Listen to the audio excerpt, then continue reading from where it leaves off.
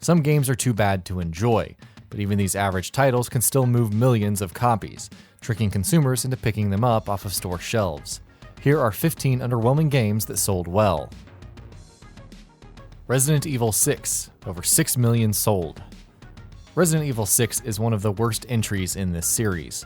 It features 3 bloated storylines, each trying to achieve different things which ended up overshadowing each other. The gameplay is also incredibly rough, and is not nearly as fun as previous Resident Evil games. It sold well because it's a sequel in a hit series, but it certainly didn't win any awards. Game of War Fire Age. These city-building mobile games rake in money, pitching themselves as free-to-play titles before asking players to sell an arm and a leg to actually progress in the game. Game of War is a slow, shallow experience that doesn't get more fun the more you play it. It just makes more and more of your money. Aliens, Colonial Marines. 1.31 million shipped as of May 10, 2013. A first-person alien game with a mixture of action and horror sounded like a winning formula. It ended up being one of the worst games in recent memory, made all the worse thanks to its commercial success. There was a lot of gunning down aliens as they slithered along walls and trying to control a nearly unplayable title.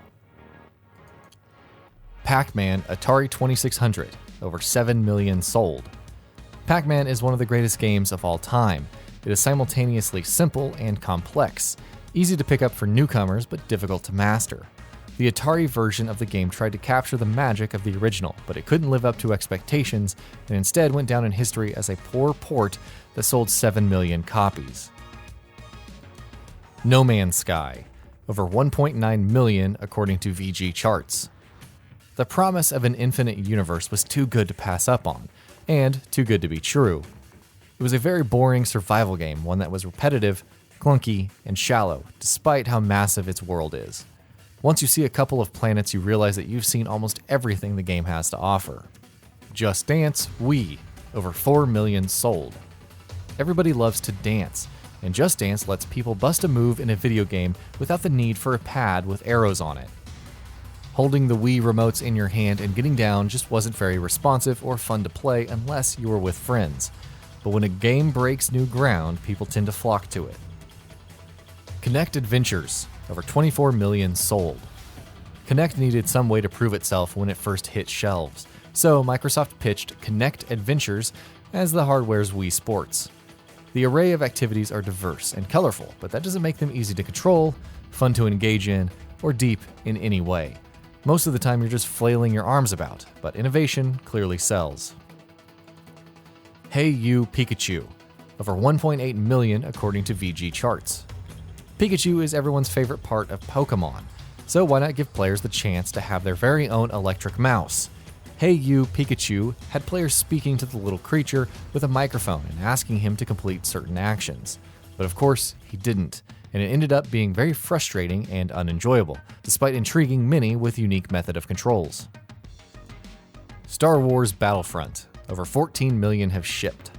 The most recent Star Wars Battlefront looks and plays just fine, but it's hollow, with little in the way of progression, meaningless customization, and game modes that don't feel as good as the original games, which is saying something as they were almost 10 years old. It's a Star Wars game, so of course it flew off the shelves, but there was no reason whatsoever for it. A Bug's Life, more than 3 million. Movie tie-ins used to be a dime a dozen, selling millions of copies based solely on the name they were attached to. Strangely enough, games based on the animated film A Bug's Life was a massive seller, drawing in more than 3 million children despite being an absolutely terrible game. Sonic the Hedgehog 2006, more than 2 million.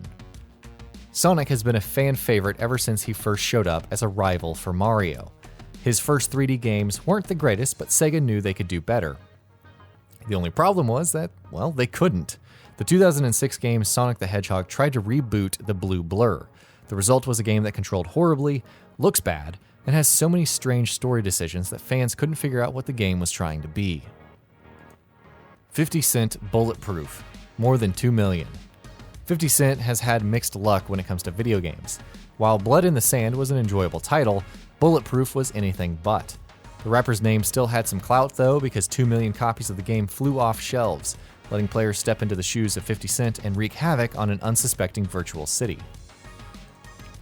Homefront, 2.5 million shipped as of March 24, 2011. The original Homefront was unique for its take on the military shooter.